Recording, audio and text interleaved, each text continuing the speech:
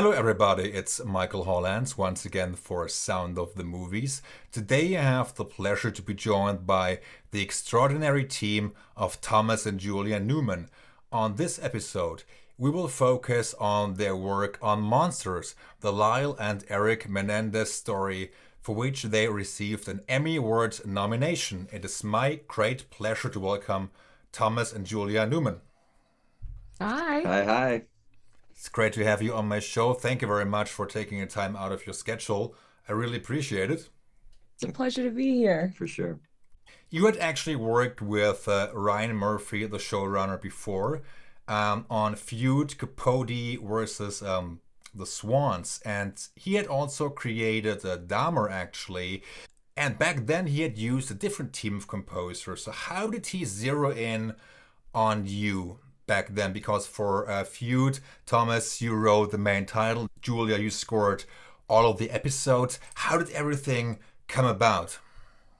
Yeah, so Ryan has an affinity for anthologies. So because Dahmer existed basically in a different universe than the Erik and Lyle Menendez story, I think, it made sense to be able to transition to a different team for no other reason than we had developed a really good working relationship with Alexis Martin Woodall, was the president of Ryan Murphy Productions, and really oversaw, at least my work and your main title on Feud, Capote versus the Swans. And it generated really cool ideas and we all enjoyed working together. So this was, the next show on their docket, and they were kind enough to invite us on as a team, which was a first for both of us.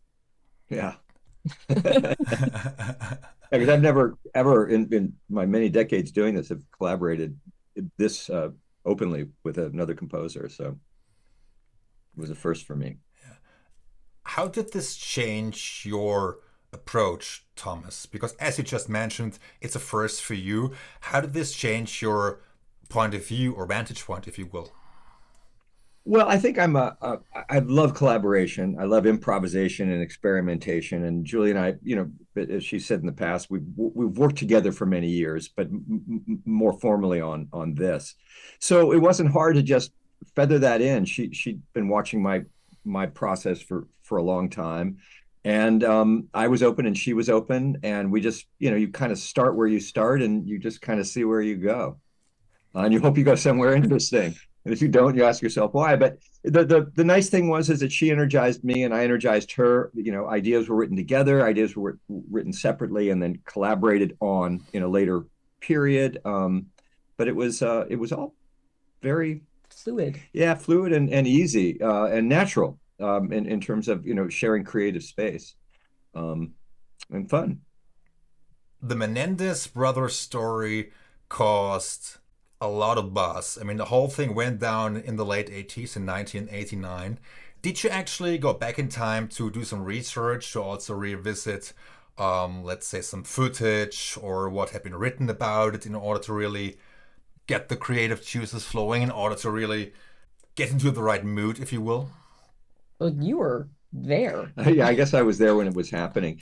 The answer is, yes, but not to a huge degree. I familiar enough with the two brothers. And by the way, it occurred to both Julie and I that we really wanted to be respectful of the fact that this is, a real life story with real people involved. And we didn't want to,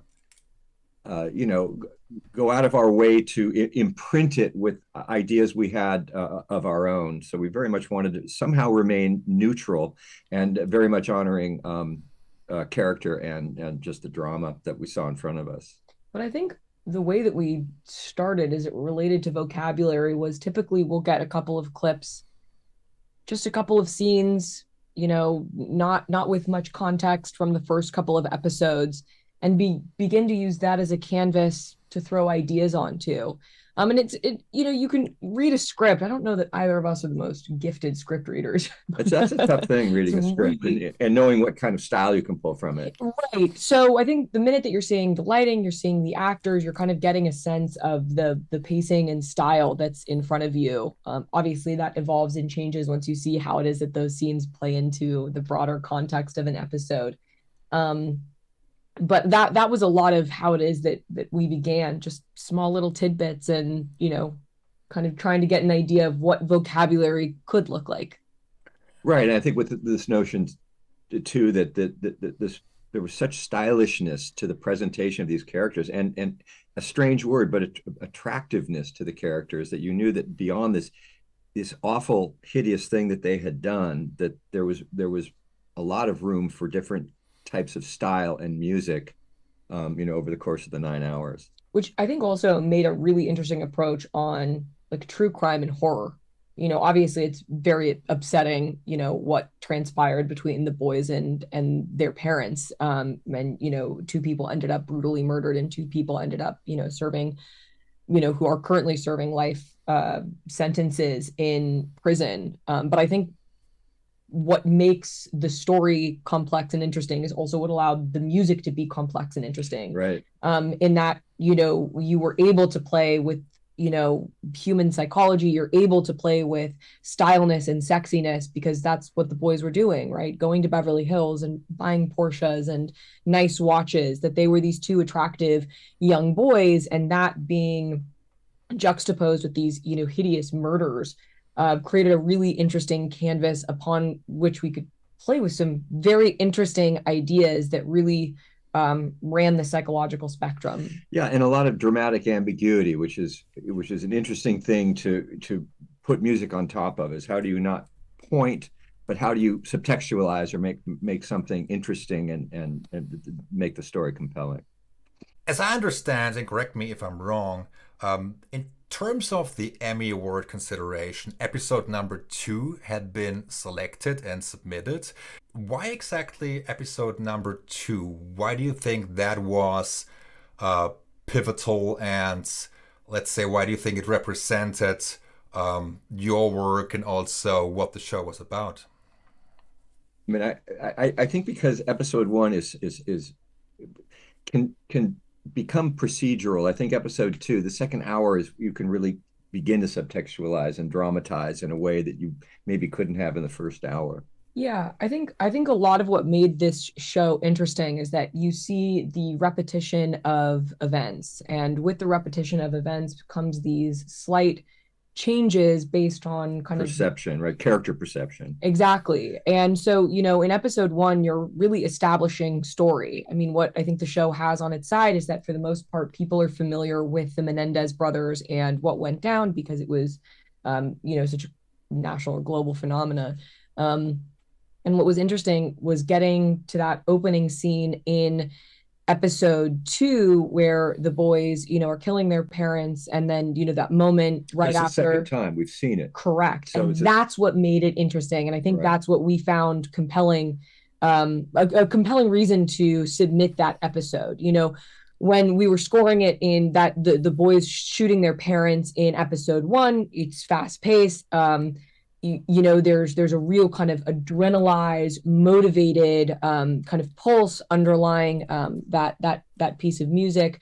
When we get to that same scene in episode 2, it's subtext. It's now much more psychological. It's now much more about the yearning and the hunger that clearly exists within these young boys, however it is that you want to attribute that hunger, whether it's to the fact that they have been so hideously wronged by their parents, or if it's a hunger for just money, just something more in their lives, and their parents are an obstacle in that, whether you see them as victims or you see them as two boys with kind of this kind of true ugliness within them. There is a hunger, there is a driving motivation. And I think that, when we discovered the hum motif as a piece of vocabulary for us in the show, as a means of representing that hunger, we felt like that was an interesting episode to put forward, because I think it really speaks to how it is that we were conceptualizing the show. Right. And it may have spoken to the 9-hour span better, that it represented a sense of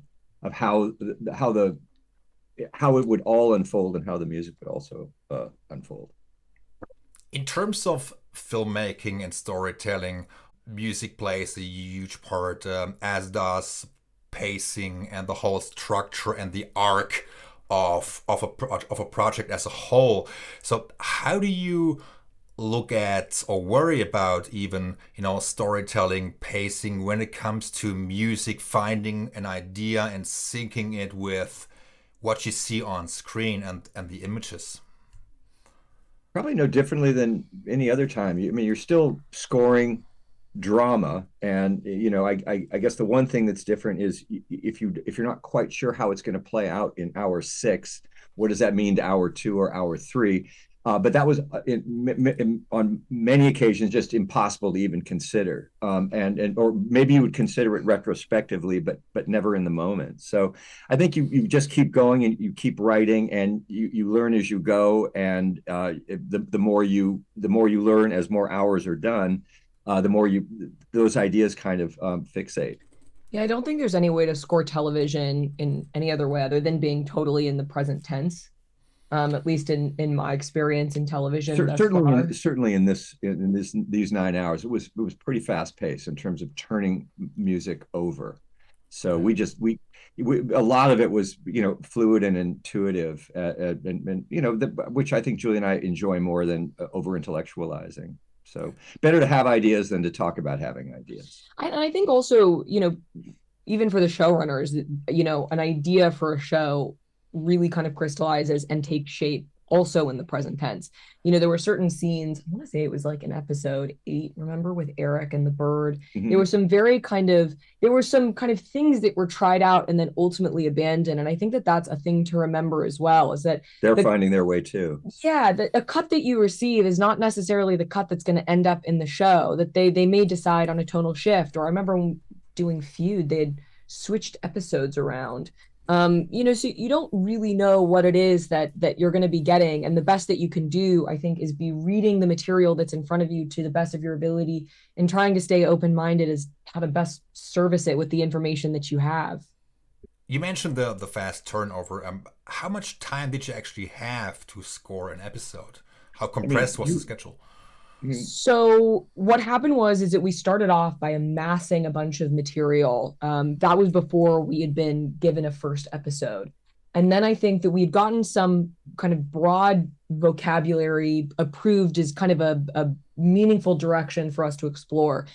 And then I think we got the first episode and turned it around in 5 days. 5 days. And then the second episode was 4 days. And then I think you sort of lose track. I mean, I remember those times because I think we were sort of, you could see the white of our eyes in trying to get those turnovers. But again, I think it's because the first couple of episodes are always the most difficult. You're establishing vocabulary, you're developing a relationship, with this team. Even though we had worked with Ryan Murphy before, you typically have a different set of editors on every single episode that you're liaising with. So everyone's slightly freaked out, and we are really looking to kind of, I think, for themselves get a sense of what the show is, and us providing the score is a huge part of that. Once we had those first couple of episodes done, I don't know that I really remember, other than it's fast paced. Sometimes you would have kind of some little pocket of time that you would a little bit more like a little hiatus. Yeah. And then it really picks up again. But it's it just sort of is what it is. And I think once you have a sense of what the show is, a fast turnaround time is still hard, but maybe slightly less scary, because there's a relationship that you've developed and there's a trust there. And if you need to say kind of, hey, what's going on here? Can we have a couple more days or whatever it is, that there's slightly more space and trust to be able to do that. And you're more muscular too, just because you've been at it, like day to day, hour to hour. So you're kind of used to a kind of fast pace and trying to enjoy it as opposed to dread it, saying, how do we do this? How do we move forward most effectively and most creatively, even though we have, little amounts of time. Yeah. And despite the schedule, did you have time to spot every episode, or was the MO just go ahead and see where it leads us or takes us? And what would happen is we would get cuts with our music from earlier episodes spotted in. So we had a pretty clear idea of their ideas. And then we would refine. If we disagreed, we would do kind of our own, you could call it like an internal spot. Right. But there was never really, by then, formal spotting where you're saying music starts here and ends here and then whatever. Which seems to be the case in general now. I mean, because editors have such access to temp music, that people throw things in, and you really get a very good idea of what their intentions are. And then hopefully you align with those intentions, or if you don't, you then put up a good fight by having what you hope are better ideas than they had. Yeah, we typically get sent what's called an AAF, which just is essentially like a folder in Pro Tools that you can actually see where it is that things are placed within the session and if certain pieces were cut, so on and so forth, to give you a real sense of what it was that was done in order to create the temp music that's in there when we get the first version of the cut. And then you go from there. And I think that as the season went on, you get a clearer and clearer idea, what an editor puts in that's truly just temp, and then what's a piece of music that's put in that you can tell was put there much more deliberately. And I think you make those calls really in the moment as you go. And I think also asking ourselves the question, if they put this piece here, again, is it just to survive getting, on their part, getting music in the episode, or is it are they trying to indicate something to us about tonally what it is that they're trying to accomplish? So the good news is that more often than not, there were not a lot of conversations. You'd always know if something wasn't working, but, obviously, but it was I think a pretty reasonable working relationship from editorial to musical. Mm-hmm. Tom, Julia, how do you determine when you need to reflect musically what's on the screen versus doing the exact opposite, or as to when it's more appropriate to be low-key even though it's a big scene or impactful scene? I think that's just your take. It's like, your sense of style, your sense of what interests you dramatically. And I don't think that ever changes. That's just kind of one foot in front of the other, saying, I like this music here. And if so, why do I like it? I like it because it's understated and it makes me nervous, or I don't like it because it doesn't involve me enough. And if you're passive as an audience member, you're just letting the music and the image come into you, then you're going to say, I really enjoy this more than that. So you want to take off your composer hat and put on your viewer listener hat, and try to forget for a moment that it was you who wrote it, because you don't want to think that because you wrote it, you must like it. That's kind of a huge trap, which is I wrote it and therefore it must be good, right? As opposed to I wrote it and it's not so good, but because I wrote it, I'm going to champion it. Yeah, no, I think you have a much more refined sense of that probably than I do, just as a result of your years doing this. But I think a lot of it too is a sense of discovery.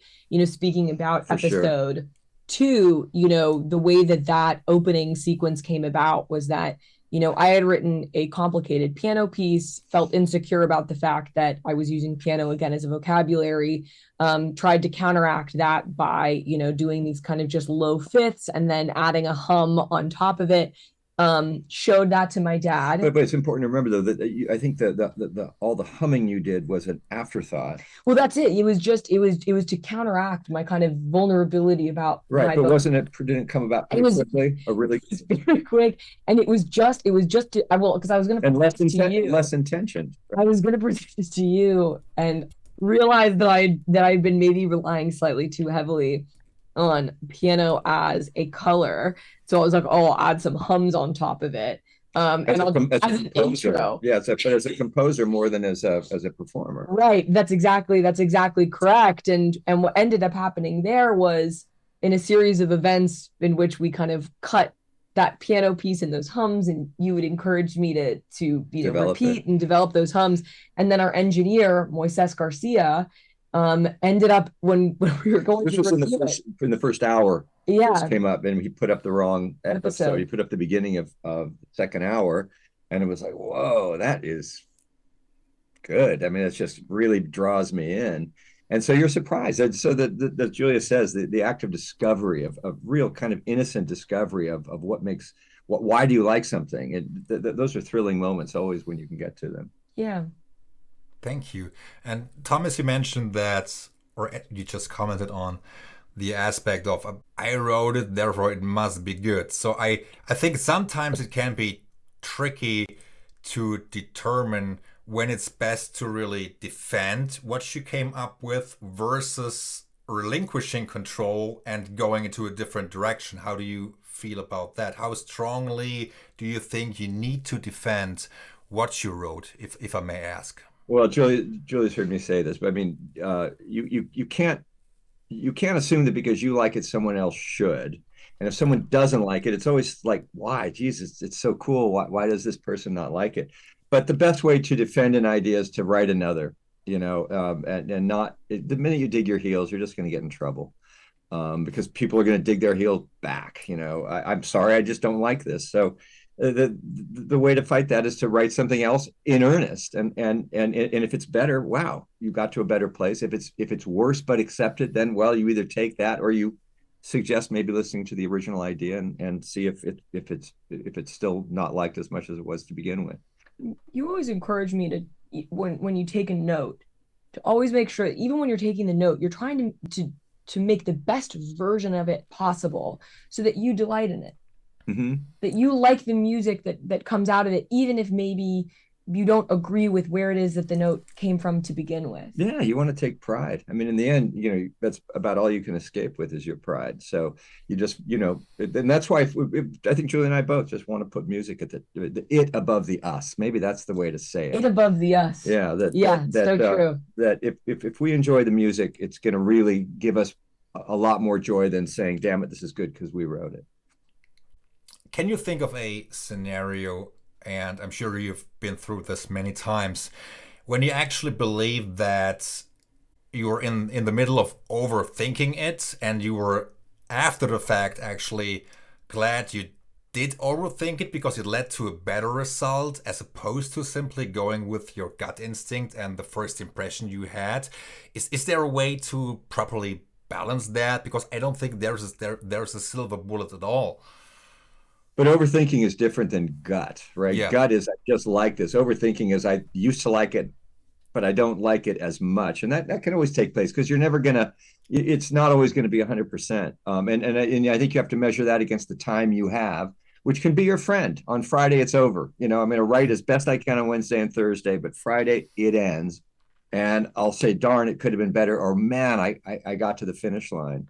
I think it just means remaining open. And untidy, kind of acknowledging the chaos of the creative thing, which is, wouldn't it be nice if it were more civilized? But it's just not. It's pretty chaotic. What do you think brings out the best in you as a team? Well, maybe openness, delight in ideas, trying to encourage Julia, and likewise hoping that she encourages me. And I think we were both pretty selfless, I think, for the most part. I don't think we were interested in showing each other up. Team play, it's a good thing. My dad started having me improvise with him when I was quite young. And it was, what did you say, Dad? The best way to write music is improvisation because there's no right, wrong, beginning, or end. Well, that's the fun way. I mean, forgetting any of the kind of constraints of what it is that we do on a show like Menendez. But I think there's a real sort of shared sense of philosophy that acted as a foundation, and a philosophy that I have to wholly and completely attribute to my dad that I think I just saw work really well. And I liked it. And I think it was just interesting for me to see how it was that you worked. And I think maybe interesting for you to see that your kid's kind of hungry to put ideas in front of you as well. Or improvisation and experimentation is just unthunk. And I think both you and I probably suffer from over intellectualizing. I mean, I think it's easy for us to overthink. So having ideas come at us as opposed to thinking about what they should be, I think gets us farther because it gets us away from ourselves. So it's a little bit like butterfly netting, just going out and how do you capture something and treat something delicate and make it better. Obviously, there are moments, I mean, beyond improvisation, where you have to turn something into composition, and it really depends on the type of thing you're working on, whether if there more writing has to be involved, or if vibe is everything.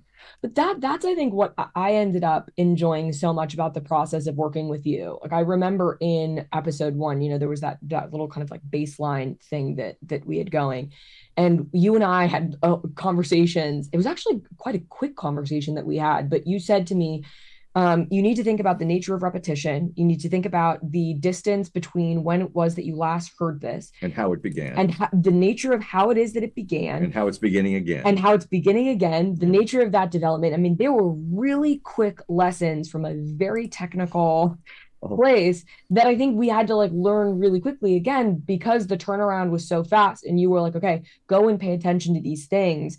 I think there was a part of me that was just so hungry for that. It's one thing when you're by yourself and, you're a young composer and you have, here's a 2-minute long idea. It's a much different game when you have an idea and then you need to figure out how that idea can play for a 5-minute cold open.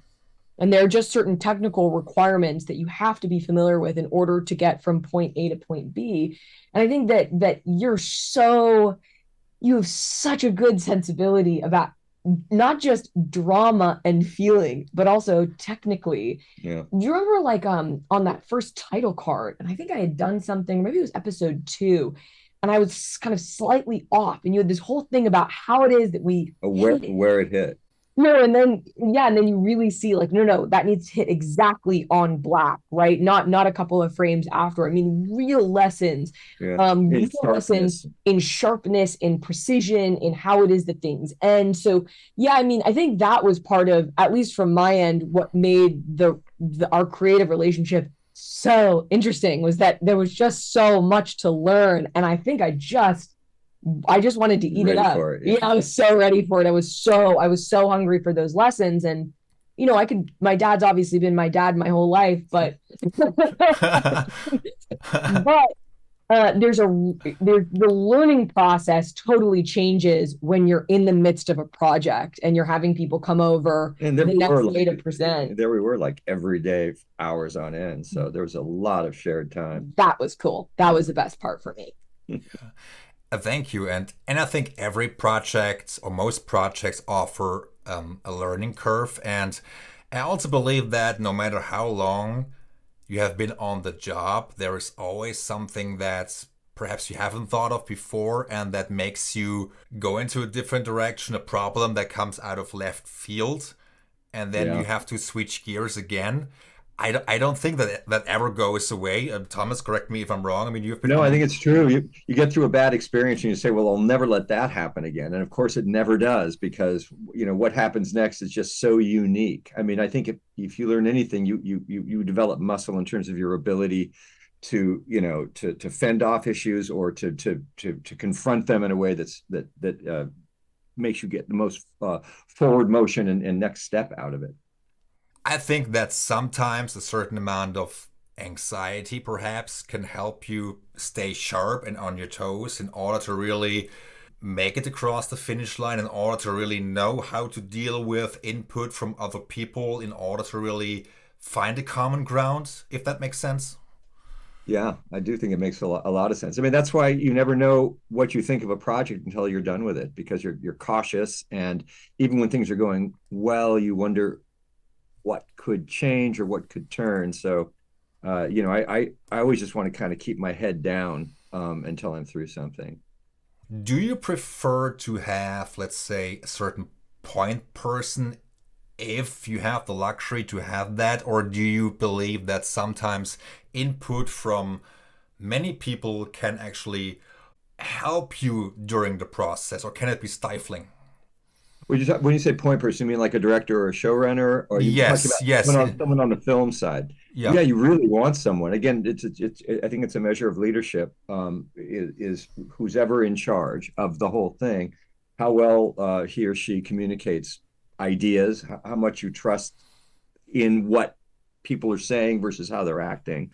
I think when you get in a room with a lot of people, editors or whomever, that can be tough, because if there's arguing or any kind of conflict from that end, that's just going to confuse us on our side of the volleyball net.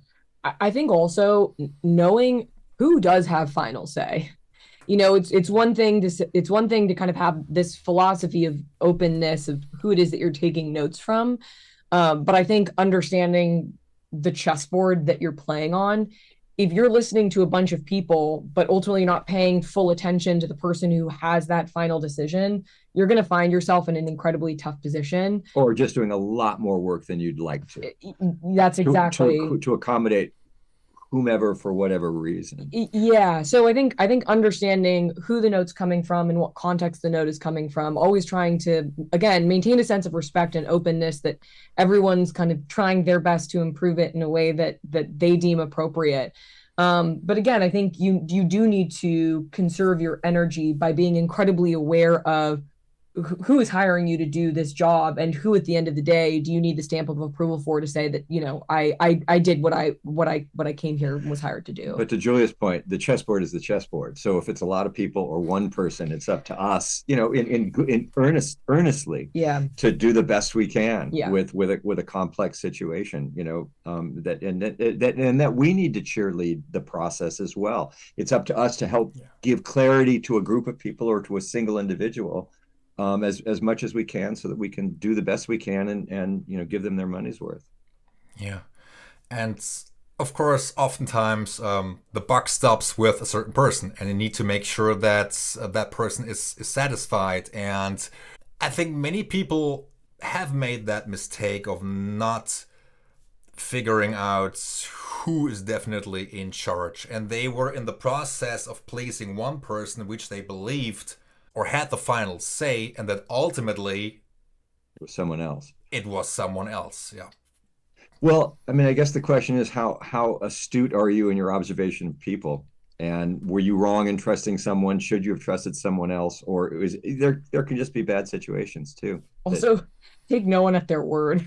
It's like when an editor says, there's no changes. Sorry. There's no changes to the cut. There's almost always changes to the cut. It just sort of depends how somebody classifies that. Julia, you just mentioned the changes. So were the episodes never really locked? Yeah, that's a good question. We never there was never a moment where we got a cut that said locked cut. I think we understood that things are always kind of a work in progress. I think we tried to be strategic about when it was that we delivered our first round of delivery, understanding how close that cut was to being finalized. And how cuttable our music could be to accommodate cuts that could happen. Yeah. As a measure of survival. But I think what we learned, the music's going to be cut, the edit is going to change, expect change. And I think that when you embrace that as a mindset, it hurts slightly less when there's a piece of music that you love that ends up getting kind of sliced and diced to bits. Not even because, the piece of music was inadequate, but just because they want to, structure a scene differently, and therefore, changes to music have to accompany that. Yeah. Did you have a certain amount of temp on the project? Temp was all ours. So the way that it's typically worked, at least in our years with Ryan Murphy, has been, we get the first cut. Sometimes there will be, actually, I don't think there ever was temp music. Was there? There must have been in the first hour that we were placed. I remembered what it was. Yeah. But, we were told, like I said, we were given a couple of scenes. We establish a vocabulary just by kind of throwing shit at the wall. We get kind of the A-OK from Alexis Martin Woodall saying, this is a good direction for you guys to pursue. And then we essentially scored the whole first episode. And then like a week or so after that, scored the entire second episode. Every episode that followed was all temped with our music, save maybe a cue, here or there where there was nothing in our arsenal that we had created that adequately fit that moment. Like fresh material was needed. In the end, you can't use all your material all the time. So there's definitely going to be new material. Right. And then we'd add that to our vocabulary. But sometimes we would even say, it would be temped with our material. And I remember you saying this in episode 3. You were like, all right, we need some new stuff. And I remember thinking, oh yeah, that makes total sense. It wasn't the thing that I had initially thought of, because I think I was so kind of caught up in the minutia of what do we have to make it work, with the material that we have from episodes 1 and 2. But I think you're always asking yourself this question of, where do I want a refreshment? Where do I want repetition? And what's the nature of that repetition? And I think those were questions we were constantly asking ourselves, every episode. In real time. Yeah. Yeah, thank you. And in terms of temp, do you believe that most temp situations feel the same to you, or is there a totally different dynamic when it's your own music as opposed to somebody else's? Do you mean your own music that we've done? In this case, it was original music that was temped. You're saying if it was my music from another movie that was temped, like American Beauty. Yeah, and any score, yes, as temp, yeah. Yeah, I mean, it's temp is a necessary evil, but it's really an evil on the side of the filmmakers. But it does close doors. I mean, you hear something and you see something, and it can't not imprint you with a manner of going, not only a manner of engagement, but also an idea of what a filmmaker might find appropriate. So you have to kind of unlearn it or better it or somehow match it, at the very least dramatically match it, unless it's tied into color, like the color of piano, or it's a tough thing. It's a really tough thing. I get that it's essential to the process, but it doesn't help us. Well, it does. It just doesn't help us in necessarily a great way. I think also too, it's if I say to somebody, if we say to somebody, okay, this piece is a work in progress, it's not done yet, it's a really abstract statement. I mean, for somebody who works in music, it's going to make that as a statement is going to make more sense. But you also realize that you're competing with pieces of music that are fully written and mixed and mastered.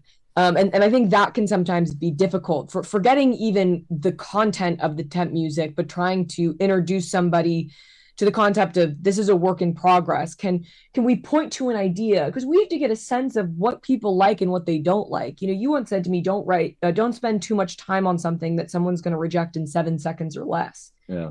And it's true. And it is this real kind of balancing game, because it's still your responsibility to honor the ideas that are being that you're presenting. You can't just half-ass an idea in fear that somebody's going to reject it. Well, sometimes you can, but sometimes it doesn't work out. Right. But the real thing is, it's nightmarish. I mean, unfinished material that's being put forth for hopefully to be accepted, and you're saying as much as you can to give a context for how complete it is, and it either flies or it doesn't, or it doesn't fly today, but maybe it flies on Friday or something. Yeah, that's always an interesting subject, because again, here, no silver bullets, and I believe that some people prefer to have the roadmap and a sort of a guideline, and others will say, oh God, this is gonna be the bane of my existence. I really don't want to I don't want to put up with that. So it also, I believe, depends on how you're wired as a person and what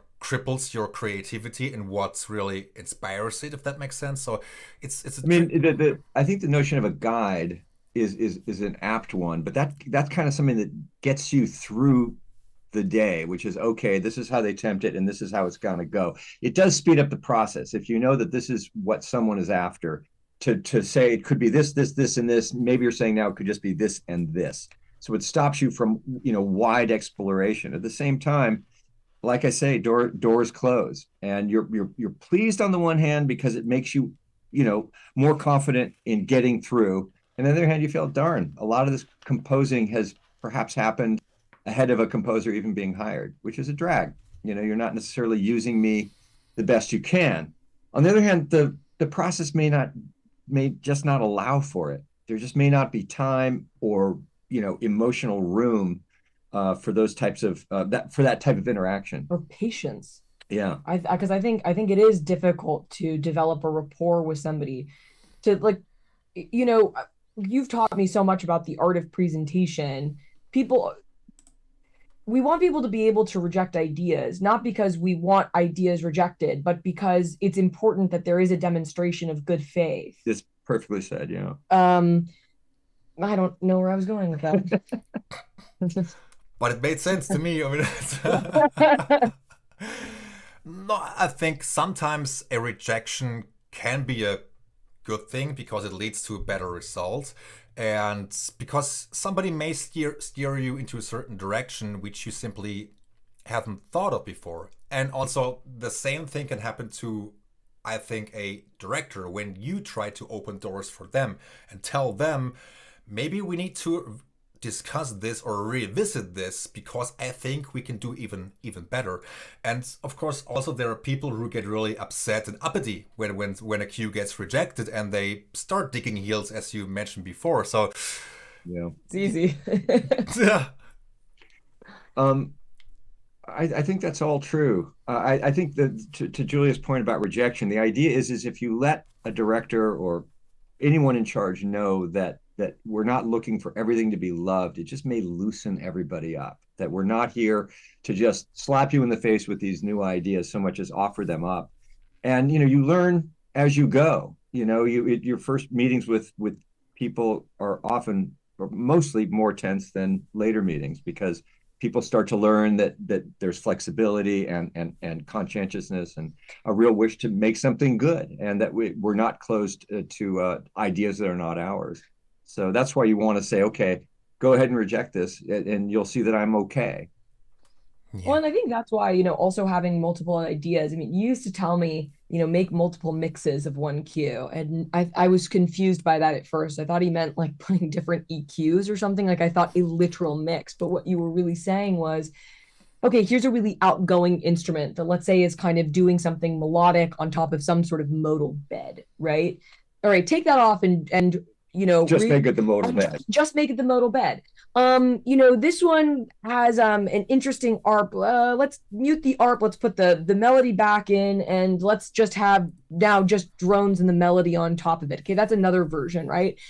And you put that all there for you to present for us typically in stereo mixes, because it's just a really kind of clean way to present something, and you don't have to be bothered by the minutia, at least this obviously earlier on in the process.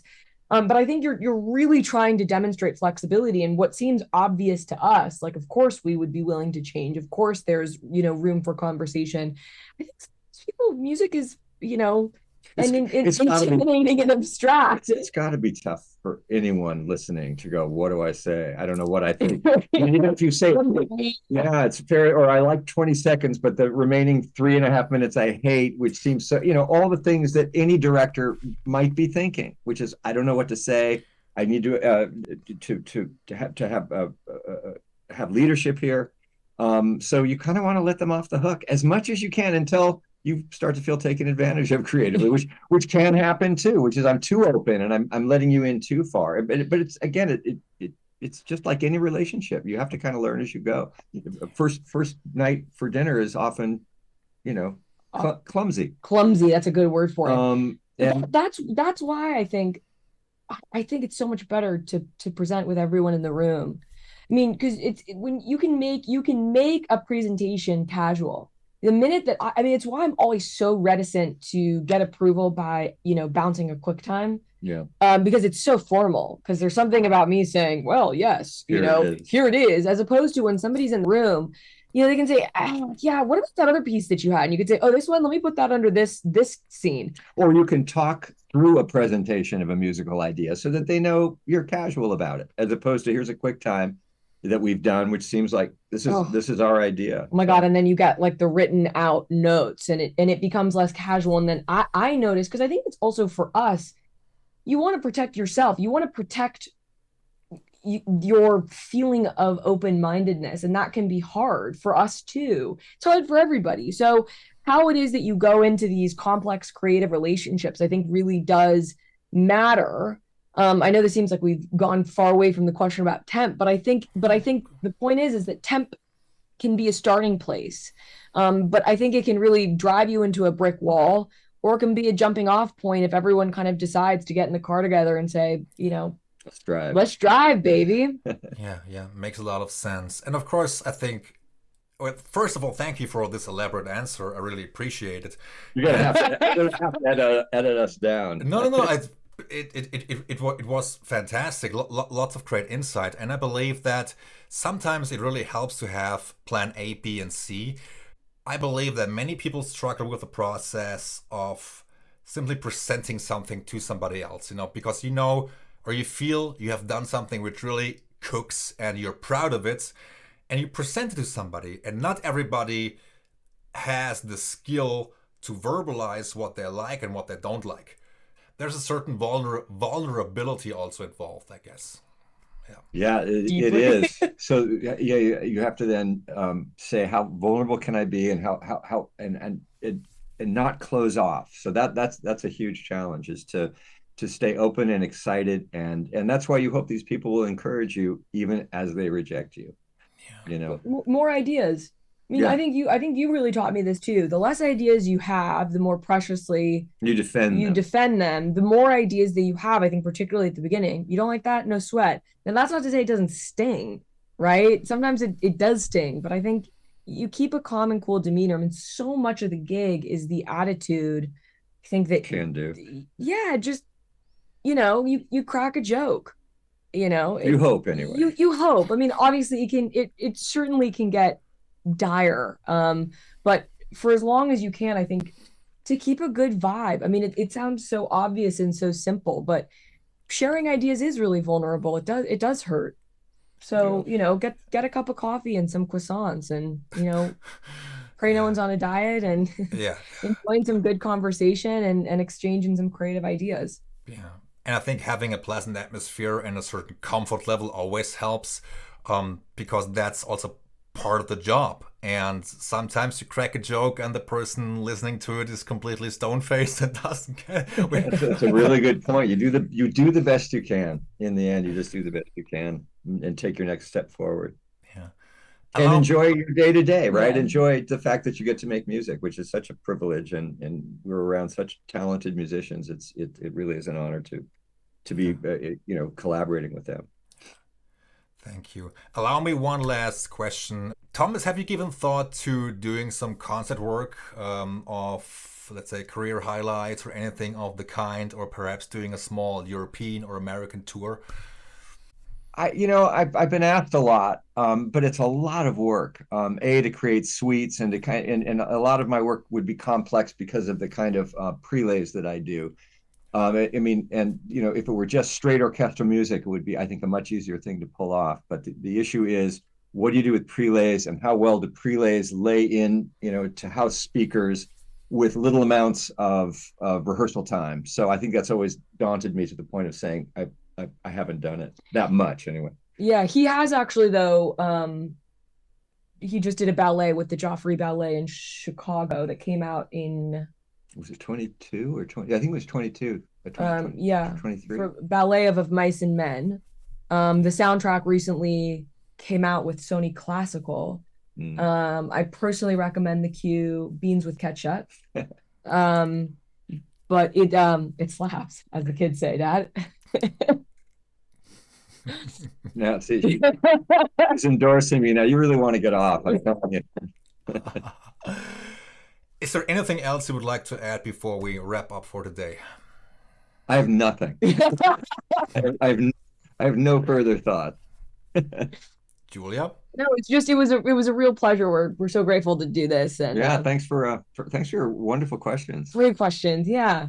Thank you. I mean, I had a great time talking to you, and I'm really glad we got to do this. And I would be delighted to chat again down the road. Be great. All right. Until next time, then. Thank you so much, Michael. We really appreciate it. Take care. Bye.